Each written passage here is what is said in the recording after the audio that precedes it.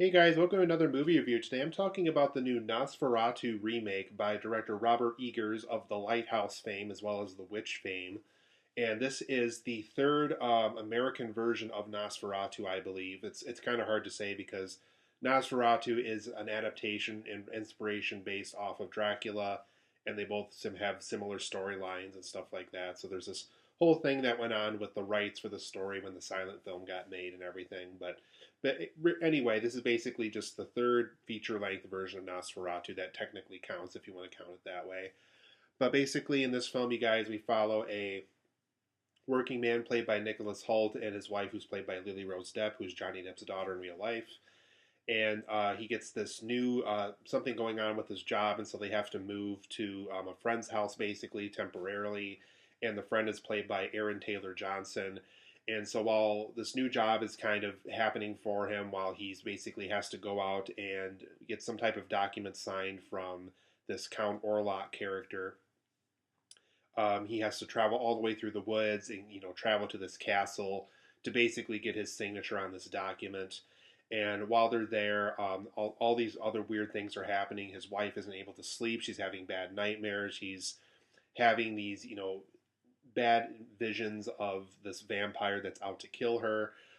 There's this plague that reeks the town. There's, the people in the town are afraid of this Count Orlok character. And all these things are happening over the course of the film. There's this bad haunting. Nicholas Holt's character is essentially kind of the new familiar to this vampire character. And so all these people are haunted by Count Orlok. It gets to the point where they track down a character that's played by Willem Dafoe, who basically specializes in, really unusual cases, in particular cases that can sometimes deal with vampires and demonic possessions. And so basically, with him kind of being the Van Helsing figure of the movie, he kind of decides ultimately that it's time to kill off the Count Orlok character, also nicknamed Nosferatu as he names him, and to hopefully get rid of the plague, get rid of Lily Rose's Depp's nightmares, and rid of anybody that's running into problems with this overall vampire character. But overall, guys, I really enjoyed Nosferatu a lot. I saw the original silent film years ago. Like I said, I have no idea if it's considered American or German, but it's kind of the original version of Nosferatu. It is kind of one of the first versions of Dracula, too, if you want to kind of count it that way. I never saw the Werner Herzog version of Nosferatu. And I know, obviously, Francis Ford Coppola did his own version of Dracula years ago. But this is a very good movie. It's a very good remake. It definitely kind of stands on its own. There's enough going on for it where it kind of runs as its own movie, which I really like about it. I think every good remake should work like that. It should work on its own terms. Yes, you can acknowledge if there's an earlier version of that story, but the fact that the version of this story, this in particular story, works on its own, I think is ultimately kind of the ultimate test of a good remake versus a bad one. And I think Nosferatu definitely lands in the category of a good remake for sure. So for my positives and negatives of this movie, you guys, first and foremost, Nosferatu is a visually stunning movie. I've only seen one of the other Robert Eggers films leading into this one. I saw The Lighthouse, which I also thought was visually stunning too, but I thought the story in that one wasn't very good. But this time around, we get both a good story and good visuals this time around. I like how he's kind of able to balance kind of the black and white scenes with the color scenes. How his use of color is kind of more of a grayish tone, more blues. How he's able to kind of, when Nosferatu's kind of hiding in the shadows, how we can still see that orangeness of the fire behind him, while also kind of maybe getting like pieces of his face, pieces of his eyes, but we don't really get the full figure of him until way later in the movie. So there's a lot of good like visual choices that are done in this movie that I thought were very well done here. Visually stunning. I can't praise this movie enough for just how visually great it looks. Another thing that's really spectacular about Nosferatu is its creepy makeup and special effects. Whenever we see Bill Skarsgard as the Nosferatu character, very creepy, very effective. The way he uses his voice and his fingers, the way he lurks in the shadows, all that stuff is very effective here. You could definitely tell they probably spent a lot of time making sure that he looked effective, how he looked in the shadows. They probably even put something on him because he looks a little beefier than usual when he has his outfit on. and he has more of like a corpse-like look to not the Nosferatu character than the original one did. So very creepy makeup effects, very creepy special effects. Anytime the movie smoothly transitions from CGI to prosthetics to something that's practically on the set, it all feels very smooth and natural. I thought everything makeup and special effects wise were done very well in this movie. And once again, I kind of already touched on this a little bit, but Bill Skarsgard as Nosferatu was very effective here, a very creepy version of the character. He obviously already gave us Pennywise years ago with It Chapter 1 and It Chapter 2, and now he has another great monster character to give us here with Nosferatu. Like I said, I love the way he uses his voice, the way he lurks in the shadows, the way he moves around, the way he kind of individually cherry picks kind of who he's gonna go after. How he chooses Lily Rose Depp, and how he wants Nicholas Hoult to kind of be his his familiar, his assistant. For those who don't know what that is, so very effective performance. I really liked what he did here. We now have two great monster characters that are now played by Bill Skarsgård, so I think that's just terrific. And once again, Lily Rose Depp is very, very good in this movie. It's very impressive that she's able to kind of keep up with her dad in just one movie. Just the way she has to physically perform in this movie, how she has to act possessed, how she has to be this very loving person while also being kind of this cursed person that can't let go of this awful vampire curse that haunts her almost every night. And she's just a very good performance here. I just absolutely love what she did with this. I can't wait to see her in more films. I think she's absolutely terrific, and she definitely is just absolutely perfect in this role. I can't imagine another actress playing this character. Very strong performance overall. It's going to be almost a crime if she doesn't get nominated for an Oscar here, because she's terrific in this film. Another thing I thought the film did very effectively, and also kind of commented on modern times a little bit too, is when the film has its black plague that Nosferatu kind of reeks onto this town with these rats.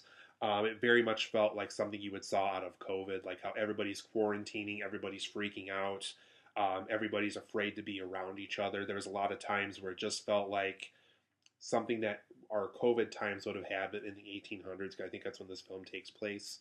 So I liked how it felt connected to the modern times with how we handle illness now and how we handled illness throughout the pandemic. And I thought the use of the Black Plague felt very relevant to our modern times with how we handle something like that as well. And overall, I do like how Robert Eggers really makes the film feel old, how he really makes the film feel like it's something that we've kind of uncovered in a treasure chest somewhere, and all these years later in 2024, we're kind of watching this film together. And like I said, I really like his use of black and white, how he's able to use a lot of blues, use a lot of grays, use a lot of effects that make it feel like it is something that we're watching in an old black and white monster movie. So I do like how he has all these effects at his disposal here, and he's able to make the film feel like an old retro monster movie. But for my negatives of Nosferatu, unfortunately, there's a subplot and a kind of a setup to the overall story with how Count Orlok becomes the Nosferatu character later in the movie, where Nicholas Hoult kind of goes out.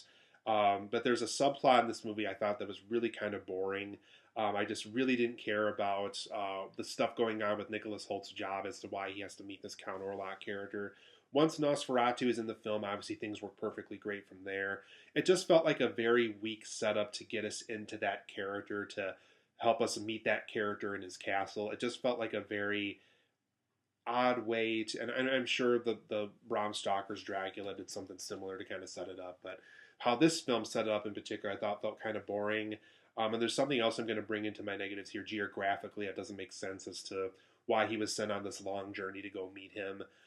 So I thought that overall setup / subplot with Nicholas Hoult at the beginning of the film felt kind of boring to me. It's not Nicholas Holt's fault. It's just the way the scene was written and the way the scenes leading up to those moments felt kind of boring to me.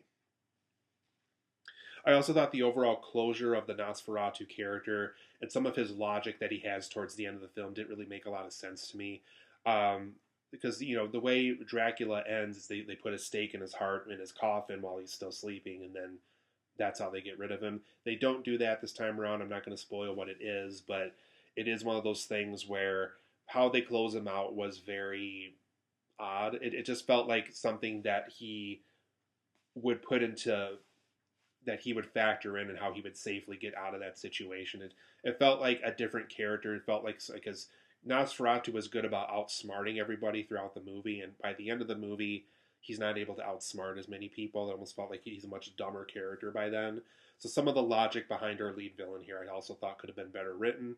And like I said, the closure behind the overall Nosferatu character, I thought could have been a little bit better handled as well.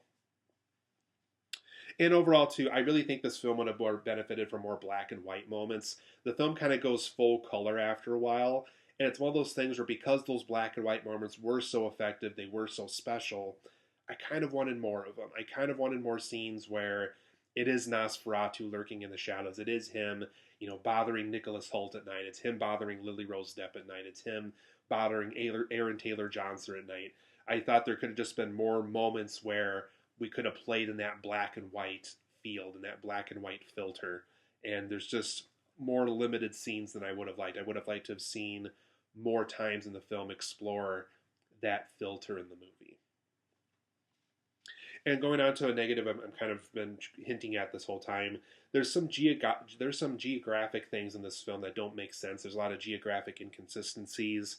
There's a scene where Nosferatu's castle is literally like down the road from where they live, and then there's another part of the movie where they have to take this huge journey at the beginning of the movie through this forest and through this village and over this bridge, and he has to take a special carriage to get there.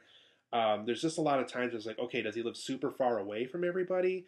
And this whole thing with him being shipped on a box in a ship, or is he literally down the street where it's just one boat ride in an afternoon to get to him? It's just like the film doesn't make sense as far as, is he in the town that this is all taking place in, or is this something where the film tried to make it seem like he didn't live as far away as you think he would? So there's just some geography that the film really didn't dive on, that it could have done a better job as far as thinking, how far away does he live, and can he fly? And there's a bunch of things that the film really never answers for itself that I thought they could have spent more time with, and it really would have made a better overall film, I think, overall, too. And then another thing the film really never touches on is why Lily Rose Depp in particular was Nosferatu's overall romantic victim. They kind of sort of touch on that a little bit, and obviously with her having nightmares almost her whole life and stuff like that, there's small hints of what that's about, but they never really full on answer what exactly was going on between her and Nosferatu, specifically towards the beginning and all the way at the end of the film. But overall, I'm going to give Nosferatu an 8.5 out of 10. I think it's a terrific film. I think if you love vampire movies or Robert Eggers movies, I think you're going to have a lot of fun here. Like I said, a couple negatives along the way, a couple things that I think they could have fixed, specifically the geography of where Nosferatu lived and stuff like that. But overall, 8.5 out of 10 for me. I highly recommend seeing it. If you like vampire movies, if you want to see a clever new version of the Nosferatu story, I think this is going to do it for you. It's an 8.5 out of 10 for me.